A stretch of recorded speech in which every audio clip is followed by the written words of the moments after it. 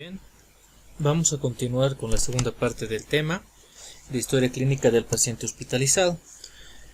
En esta ocasión pues tenemos a la anamnesis. Vamos a empezar con los antecedentes personales. Muy bien, ustedes saben que los antecedentes personales, vamos a empezar primeramente por los fisiológicos, aquellos que se consideran normales, como el parto, el crecimiento y desarrollo del niño, ¿no? Y en la mujer no olvidemos preguntar también el número de gestas, paras, abortos, cesáreas, también la fecha de última menstruación.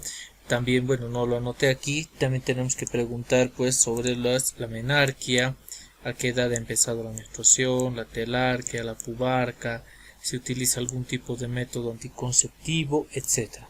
¿Ya? Ahora, dentro de estos antecedentes fisiológicos, algunos libros de semiología pues incluyen a los hábitos, ya también incluyen a la vivienda, pero lo vamos a dividir, lo vamos a, más bien dicho, mencionar en otra división. Muy bien. Ahora, no olvidemos que la anamnesis debe ser cuidadosa y repetida. Ya les dije que como ustedes como internos de medicina que van a hacer, pues tienen que hacer sus historias clínicas en borrador primeramente, para luego pues ya pasarlas a limpio, ¿ya? Entonces eso es un buen ejercicio para que a la larga se vayan preparando para la vida de médicos. Ahora, vamos a ir a los antecedentes patológicos, vamos a entrar de lleno aquí. Miren, vamos a ir en orden, ¿ya? Tenemos que ir desde la infancia, ¿ya? Porque hay diferentes autores que esto lo van a dividir de diferentes maneras. Me inclino un poco a los autores de pediatría, que al igual como hay apuntes de un doctor Ismael Soriano de Sucre, que se inclina también por esa parte, ¿no? Indica cómo tienes que ir desde la primera etapa, desde la infancia, la pubertad, adolescencia, juventud, ahora la segunda etapa, la edad adulta, la edad crítica, y la tercera etapa, la vejez, la senectud o extrema vejez. Entonces, ¿por qué? Porque va a haber patologías propias dependiendo de cada etapa de la vida, ¿ya? Entonces, en cada etapa de la vida, pues tenemos que también estar conscientes de qué tipo de pacientes tenemos. Y pues ir preguntando detalladamente aquellos antecedentes. Ahora, aquí dice que en las enfermedades de la infancia necesitamos ayuda. Pues sí, vamos a necesitar la presencia de los papás, especialmente de la mamá, ¿no? Que nos va a proporcionar todos los datos necesarios del niño, desde que ha nacido, desde el momento que ha nacido, si recibe vacunas, el crecimiento, el desarrollo, si es que ha notado algún otro detalle en cuanto al desarrollo de su hijo. Ahora, enfermedades médicas. Vamos a interrogar sobre los distintos aparatos y sistemas. No lo coloqué aquí en detalle. Hay algunos otros libros de semiología así que lo detalla bastante bien. Pues empiezas desde la cabeza, ¿no? Preguntas si tiene cefalea, si tiene dolor de cabeza continuo, si tiene migraña, vas bajando, digamos, a los ojos, si tiene algún vicio de refracción, vas bajando sentido del gusto, si hay alguna alteración del gusto, vas bajando por el cuello, si no hay alteraciones en el pulso carotídeo, si no hay alteraciones en la glándula tiroides, si no hay alteraciones en los movimientos de la columna cervical, y luego seguimos bajando, claro, por columna, la columna dorsal, lumbar, tipo de dolores asociados al trabajo. También tenemos en la caja torácica patologías respiratorias, cardíacas. En la patología abdominal, bueno, la abdomen es una caja de Pandora, ¿no? Es enorme, desde las patologías hepáticas, gástricas, intestinales, también del compartimiento pelviano. Entonces tenemos un sinnúmero de enfermedades en las cuales podemos preguntar, y como les dije, dependiendo del hospital. Hay hospitales que sus historias clínicas pues las tienen detalladas, ¿no? Tienes que tiquear solamente, son pues mucho papeleo, pero bueno, cada hospital pues con lo que tiene. Pero no lo desarrollé aquí porque uno sería muy engorroso llenar el slide. Ustedes pueden ver en los en algunos de de los libros que pueden consultar en el Books Médicos, van a ver en detalle todo lo que tienen que preguntar. Pero un ejercicio muy bueno es que puedan acostumbrarse a memorizar todos los aparatos y sistemas, empezando desde la coronilla hasta la punta de los pies. Entonces sería bueno que se ejerciten de esa manera, para que vayan preguntando a sus pacientes todos los antecedentes patológicos de acuerdo a aparatos y sistemas. Antecedentes alérgicos, pues es importante preguntar si no tiene alergia a algún alimento, a alguna ropa o algún medicamento. Pero aquí debemos diferenciar entre las reacciones adversas al medicamento y a las alergias, ¿ya? Porque las reacciones adversas al medicamento pues son innumerables, desde solamente alguna molestia, alguna alteración gástrica, hasta pues puede haber algunas complicaciones propias de cada medicamento, ¿no? Por ejemplo, beta bloqueantes te pueden bajar la presión arterial. Tenemos también otras reacciones adversas que pueden ser irritativas, dependiendo que si son tópicas. Podemos saber, dependiendo también de su composición, pueden haber alteraciones del sistema nervioso. Entonces, ya este tema pues lo van a llevar en quinto año, cuando lleve la materia de reumatología y también dermatología, para diferenciar lo que son las alergias y las reacciones adversas. Y por último pues tendríamos que ver las anafilaxias y las taquifilaxias. Esas sí ya son más mortales, pueden venirse en segundos, ¿no? Algunos pacientes recuerdan y dicen: no, a mí no me pinche penicilina porque me ha hecho una reacción fea que casi me mata. Diferente a lo que nos puede decir otro paciente: parece que le tengo alergia a la penicilina. ¿Por qué? Porque solamente me he hecho escocer después de 2 días. Entonces es diferente, ¿no? La forma en que se van a expresar este tipo de manifestaciones. También tenemos aquí los antecedentes quirúrgicos y traumáticos. Tienes que preguntar si ha sido operado el paciente. En algún momento a veces los pacientes olvidan estos detalles, y en la exploración física pues puedes empezar a encontrar cicatrices y demás situaciones que te permiten indagar que realmente ha habido alguna operación. Traumáticos, si ha habido algún accidente, algunas fracturas, ¿no?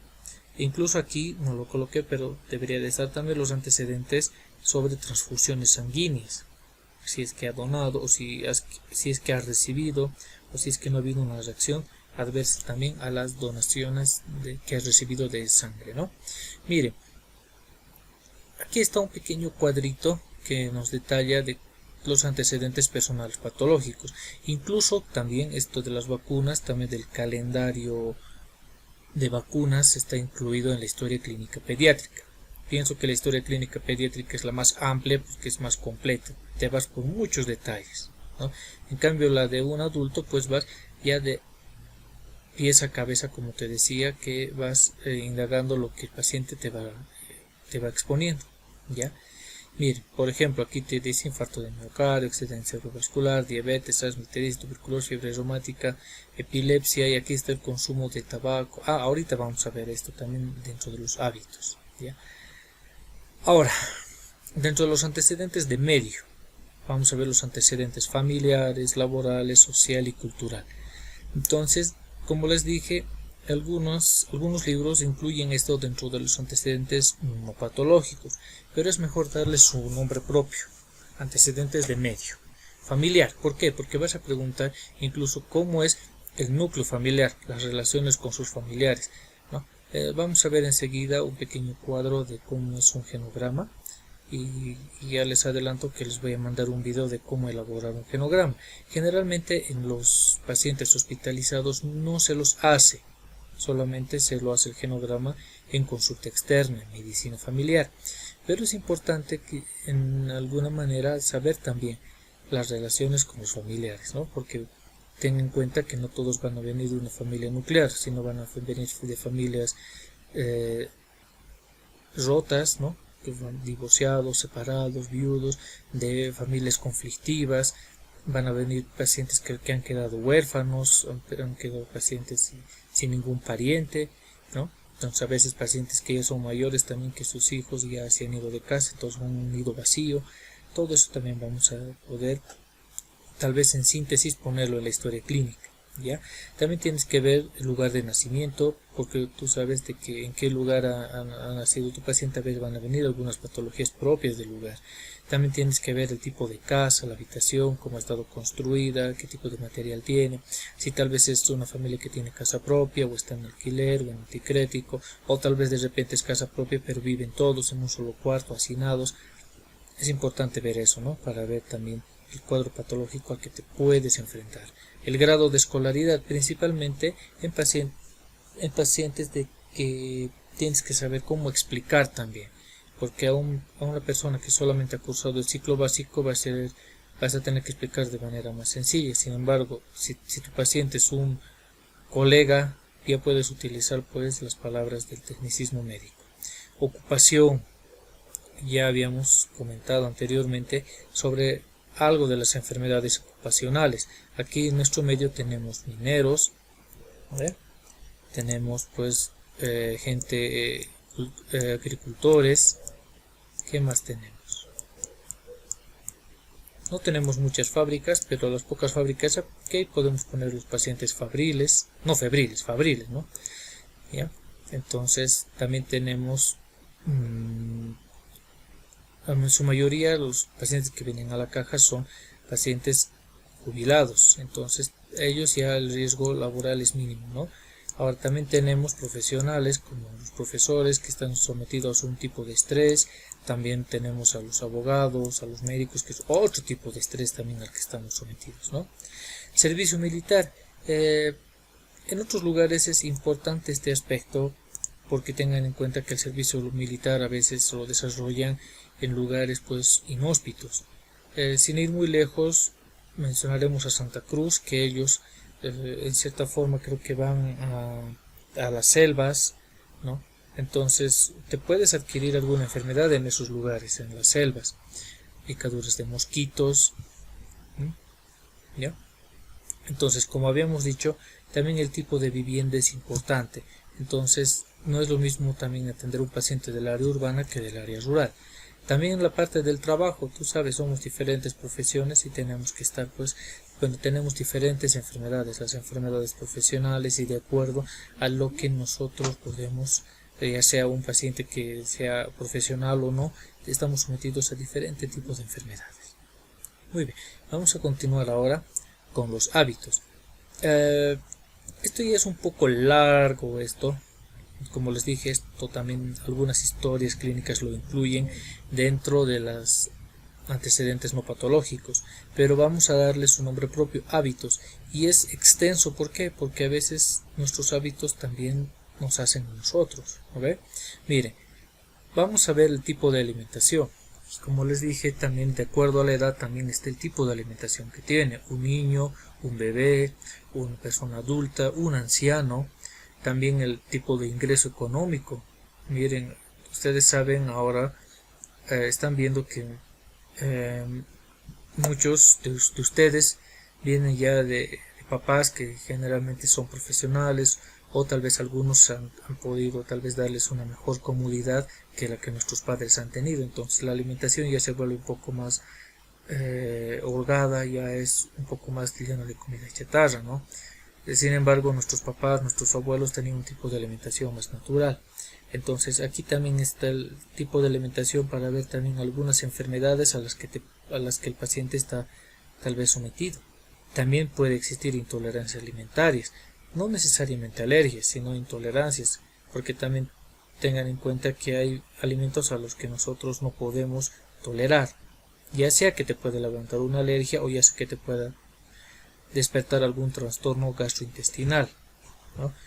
Ahí tenemos la enfermedad celíaca, el SPRU y la intolerancia al gluten y diferentes enfermedades que te van a alterar el buen funcionamiento del intestino. Y bueno, también tenemos que ver el apetito, si va a tener un buen apetito o un mal apetito, una hiporexia por ejemplo.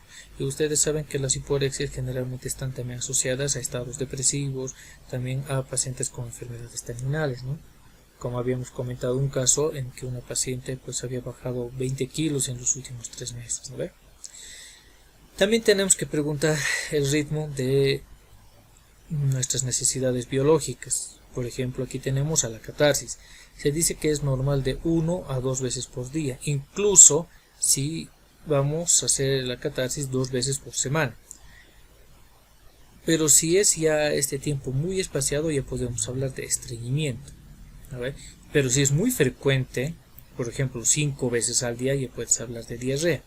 Entonces la diarrea son las deposiciones líquidas frecuentes y el estreñimiento es lo contrario, son deposiciones sólidas, consistentes y poco frecuentes.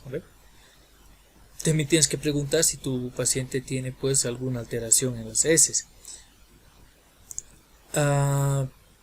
Les recomiendo que busquen esto que se llama la escala de Bristol y les voy a dejar, creo, un cuadrito, pero les recomiendo que puedan profundizar para poder ver las características de las heces. A veces los pacientes algunos son bien observadores y te van a decir qué características tienen sus heces. Entonces, dependiendo de las características de las heces, puedes hacer una aproximación a tu diagnóstico, ¿no? Aquí tenemos la enterorragia, que son heces mezcladas con sangre viva. Las melenas, que son heces oscuras, ¿no? Que ya corresponde a una sangre totalmente destruida, diluida en el intestino. Tienes la acolia, unas heces sin color, ¿no?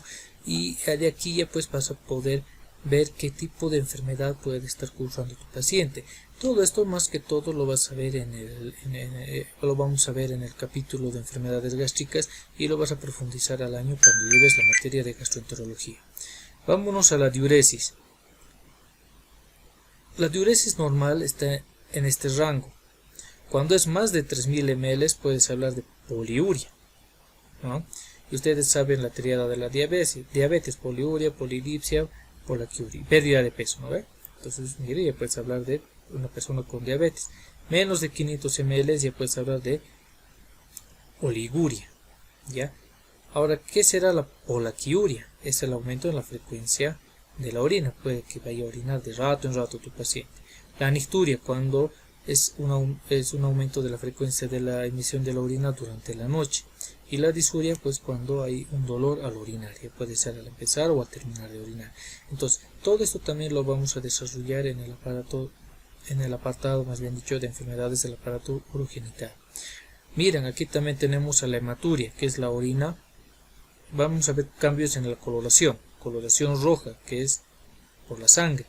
Coluria, que es una coloración más oscura y puede ser por aumento de la excreción de bilis, ¿no? Y mire, entonces aquí hay algo interesante. Si el paciente te refiere a colia, o sea, ese sin color, pero te refiere a una orina colúrica, puede que estés frente a un paciente con hepatitis, con algún cuadro hepático o algún cuadro obstructivo que te esté proporcionando esta clínica, ¿ya? Y también pues tenemos aquí la incontinencia urinaria, que puede ser normal en neonatos y puede ser habitual en adultos mayores. Entonces todo esto vamos a desarrollarlo más plenamente en el apartado que nos corresponde a enfermedades del aparato urogenital. Sin embargo, ya de entrada les digo que todas estas cosas que están en el libro pues vamos a ir preguntando en el examen, ¿ya? Porque ya les he dado las definiciones de estas palabras. Ahora vámonos al ritmo, al sueño o al ritmo circadiano. Algunos lo denominan también ritmo circadiano. Ustedes saben que el sueño de una persona debe ser de 8 horas, aunque algunos duermen más que otros, ¿no? El estudiante creo que duerme más, nace cansado y vive para descansar. Si te pasas de las 8 horas, pues eso se llama hipersomnia, porque el paciente duerme más de lo común y puede obedecer a enfermedades metabólicas o incluso a enfermedades neurológicas. Por otro lado, el otro extremo, tenemos al insomnio, cuando el paciente duerme menos de estas horas. Puede ser un insomnio de conciliación, cuando no puede empezar a dormir, cuando no puede tener un comienzo de ese sueño reparador, que se puede deber a estados depresivos, ¿no? Y el insomnio de terminación, que el paciente despierta muy temprano, y esto también está asociado a algunos trastornos psicológicos. Y bueno, tenemos la somnolencia. Bueno, si pensaste que como estudiante tienes hipersomnia, eso no, tienes somnolencia, porque he visto como también se duermen en las clases y como también incluso en las clases virtuales algunos están durmiendo. Somnolencia. Ahora, otros tipo de hábitos, otro tipo de acápite de hábitos está en el consumo de algunas sustancias. Aquí vamos a empezar por el consumo de las bebidas alcohólicas. Algo interesante, miren, las bebidas alcohólicas tienen 7 calorías por gramo. En cambio, los azúcares tienen 4 calorías por gramo. Imagínense qué es lo que te engorda más, un dulce o una cerveza. Yo creo que una cerveza, ¿no? Ahora entienden por qué aquellos, no sé si han visto en las canchas de tierra, en las canchas de fútbol, donde generalmente van personas que son gorditas y bueno, yo me mato de la risa cuando tengo pacientes de ese tipo, especialmente mineros, hago deporte, pero ves que están gorditos. ¿Por qué? Porque cuando van a jugar a las canchitas pueden jugar 3-4 horas, digamos que van a gastar 500 calorías, pero después le meten unos ricos chicharroncitos y unas cervecitas y van a ganar 1000 calorías. Perdieron 500 y ganaron 1000. Entonces es por eso que tal vez esta gente no adelgaza, porque miren, el alcohol tiene más calorías que un dulce. Ahora, se habla de una ingesta aceptable. ¿Por qué? Porque se ha tratado de definir lo que es un alcohólico y de una persona que no es alcohólico. Si tú alguna vez bebes, no significa que seas alcohólico, ¿no? Si no bebes, pues el que no bebe es un abstemio. Yo no bebo, soy abstemio. Pero si una persona bebe, no se lo puede considerar alcohólico. Entonces, según esta definición, dice que una ingesta aceptable es de 60 gramos en el hombre y 40 gramos en la mujer. La verdad no sé, he visto en muchos libros, también he visto en un libro de medicina familiar de Taylor, que están aproximadamente este valor. No recuerdo exactamente de qué estudio haya salido esto, pero hay sociedades en las que se bebe más que en otras, ¿verdad? Entonces no podemos, no sea excusa para decir, bueno, no estoy bebiendo los 60 gramos que realmente debería de beber, porque ten en cuenta que según el metabolismo de cada persona existen los acetiladores rápidos y los acetiladores lentos. Mire, yo que no bebo, puede ser que con un medio vaso de cerveza yo ya esté pues como borracho. Sin embargo, uno que bebe puede que con 2 botellas de 2 litros esté pues como si nada, porque él es un acetilador lento, yo soy un acetilador rápido. Entonces esto ya es algo, por así decirlo, dependiendo tal vez de la persona, de la cultura y demás otros factores. También se habla sobre el consumo de bebidas fermentadas, destiladas y absínticas. Ustedes saben que las fermentadas son como el vino, la cerveza, que van a venir directamente del fermento de estos elementos o de azucarados, ¿no ve?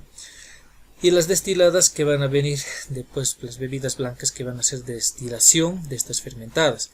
Por ejemplo, el Zingani, típico ejemplo, tenemos el Zingani, el whisky, el vodka, bueno, y el coñac y demás cosas, ¿no? Y tengan en cuenta que estas destiladas tienen un 40-50% más de calorías que las bebidas fermentadas. Ahora, las absínticas, como algunos licores que ya vienen pues con algunos sabores, sabor a menta, fresa y demás cosas que alguna vez he visto como preparan de diferentes colores, ¿no? Estos ya pues ya tienen también un contenido más de azúcar y de calorías, ¿ya? Y obviamente un contenido mayor de alcohol. Entonces todo esto también yo lo he visto cuando en algún momento en Tarija visitamos pues la fábrica de Casa Real, y ahí sientes el olor cómo va pasando de las bebidas fermentadas a las destiladas. Bueno, no he visto una absíntica, pero ya en el trayecto del vino en Tarija, en la casa vieja, pues ya puedes observar más detalladamente todo esto. Y vaya que costó salir para no estar probando las 30 variedades de vino que te ofrecen en la casa vieja. Cuesta escaparse de ese lugar. Bueno, también tienes que ver si tu paciente pues está tomando algún tipo de infusiones, ¿no? Puede ser mate, puede ser coca, puede ser algún matecito, como nosotros tenemos amplia variedad de matecitos, desde el boldo, cedrón, anís, manzanilla, etcétera, etcétera, ¿no? El consumo de tabaco. Ah, por cierto, en infusiones me estoy olvidando. El libro de Argente Álvarez, como es argentino, pues hace un énfasis en el consumo de mate, ya que muchos mateadores consumen bastante azúcar, ¿no? Y puede que esto no sea muy productivo para un diabético, ¿ya? Bueno, el consumo de tabaco. Generalmente lo que se ve en nuestra sociedad es el consumo del cigarrillo. No he visto pipas, solamente cigarrillos, ¿no?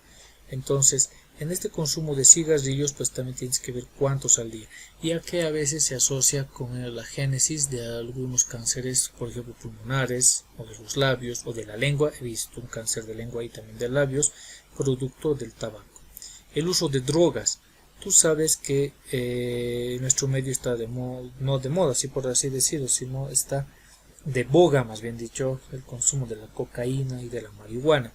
Esto se ha visto también en las universidades, se ha visto también en profesionales, no profesionales, llega a todo nivel, porque la adicción no va a respetar tu profesión, ni tu estatus social, ni tu edad.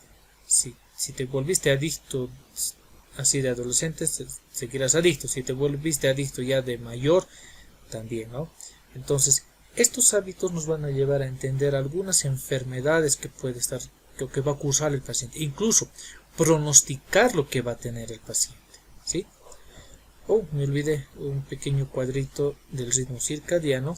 Y bueno, nos vamos a ir también al consumo de medicamentos, porque vos sabes que si haces la historia clínica de un niño, generalmente gran mayoría, me atrevería a decir 99% de los niños no consumen ni un medicamento, salvo algunas patologías. Retardo del crecimiento puede consumir vitaminas, algún antibiótico, algún antiparasitario, pero ya personas mayores de 50 a 60 años pues están medicados por su diabetes, por su hipertensión, por su dislipidemia, por algunos otros detalles más que seguramente nos vamos a ir enterando al desarrollar las historias clínicas, ¿no? También nuestros mineros por la silicosis pulmonar, tenemos también pacientes cardíacos, un montón de enfermedades que generalmente el paciente está tomando algún tipo de medicamento. Y lo más recomendable en este episodio es que siempre les recomendar al paciente que se acuerde el nombre de su medicamento, ¿no? Entonces, si no lo recuerda, tienes que asegurarte de que se aprenda, ¿no? Por ejemplo, si está tomando metformina, que no diga la metaformina. Si está tomando enalapril, que no diga alanalapril. Bueno, cada quien lo pronuncia de diferente manera, ¿no? Pero que lo pronuncie de la manera correcta, ¿ya? O por lo menos que se acuerde qué está tomando. También pues están los hábitos sexuales. Ustedes saben que hay gente que tal vez tiene un ritmo de relaciones sexuales más frecuente que otros. Hay pacientes que son promiscuos, otras personas que tienen todo tipo de hábitos, ¿no? Que vamos a ver si tienen algún tipo de ITS, infección de transmisión sexual.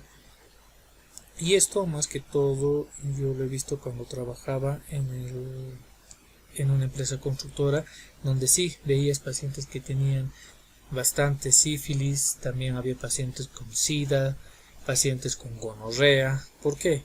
Porque en esos tipos de campamentos, de hacinamientos, pues a pesar de que si había hombres o mujeres solteras o casados, pues el índice de infidelidad y promiscuidad era pues elevadísimo, ¿no? Y cuando esto le comenté a mi superior, él me dijo: no divulgue sus enfermedades, simplemente trátalas. Es así este tipo de trabajo en campamentos de empresas constructoras. Bueno, nunca me había enfrentado a ese tipo de situaciones cuando empecé a trabajar, ¿no? Pero vamos a ver de todo este tipo, ¿no? Incluso hay pacientes, como les había comentado anteriormente, de un policía, ex policía más bien dicho, que era gruñoncito, que se comportaba pues súper gruñón y malvadísimo con nosotros los varones, pero era coqueto con las mujeres. Y bueno, no se pudo evitar que alguna de las chicas le coqueteó y pues se le salió a este hombre, este individuo, que era bastante galán y mujeriego. Y bueno, también vemos que era diabético y que estaba haciendo una balanopostitis y ya no iba a seguir por esos caminos, ¿no? Bueno, vamos a ir también a la actividad físico-deportiva, porque es importante ver si el paciente realiza algún tipo de deporte o no. Generalmente en nuestro medio los niños no practican mucho deporte. Hay que decir, hay que ser sinceros, lastimosamente los profesores no les inculcan ese tipo de actividad deportiva. O si les inculcan, puede pasarles lo mismo que me pasó a mí, donde el profesor me decía, si no sabes fútbol, no sabes ningún deporte. O sea, fútbol era sinónimo de ser deportista, lo cual es mentira. Tú puedes ser deportista dependiendo del deporte que te guste. A mí me gusta atletismo y natación. Mi profesor decía que yo no era deportista, entonces ocasionó un poco de traumas en mi niñez, pero luego hubo un profesor que me dijo, ¿qué te gusta? Voleibol, métale, vamos a darle voleibol. ¿Te gusta atletismo?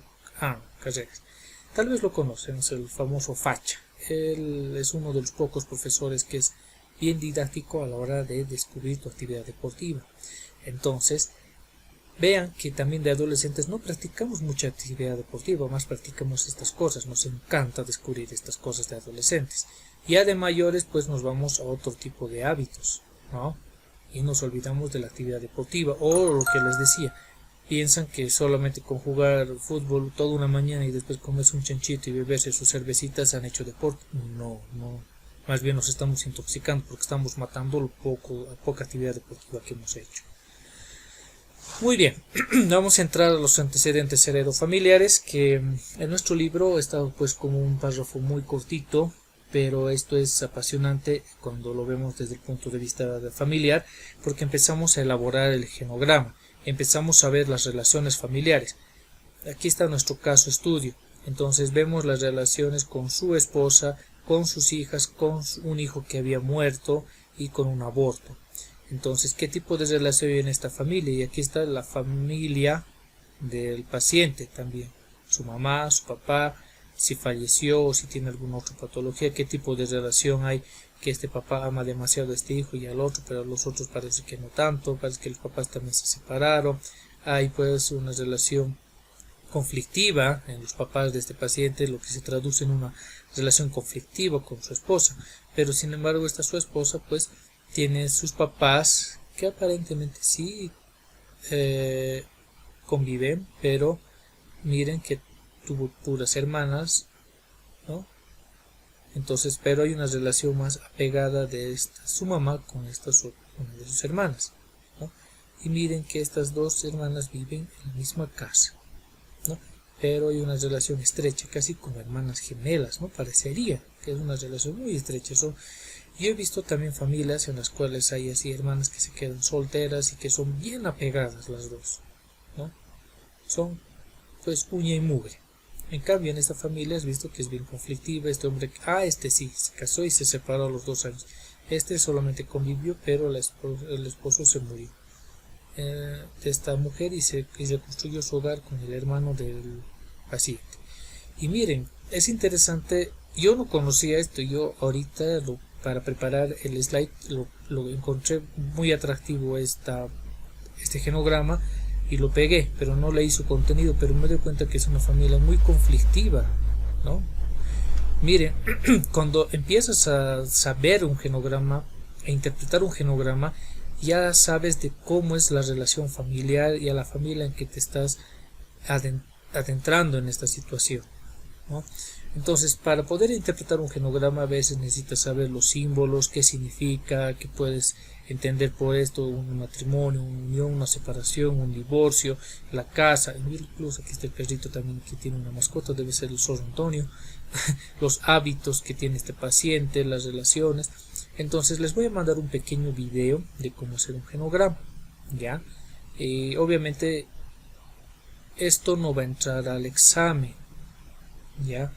Pero sí va a entrar al examen práctico. Cuando hagamos prácticas, no se olviden, les voy a pedir un genograma, porque como vamos a ver en el siguiente tema de historia clínica del paciente de consulta externa, se debe hacer esto, ¿ya?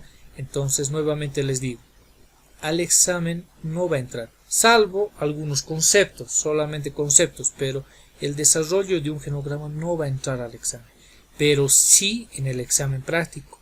Cuando hagamos el examen de fin de rote, sí tienen que hacer un genograma del paciente que les voy a designar, ¿ya? Bueno, ahora pasemos al examen físico. Esto lo vamos a tocar de una manera superficial,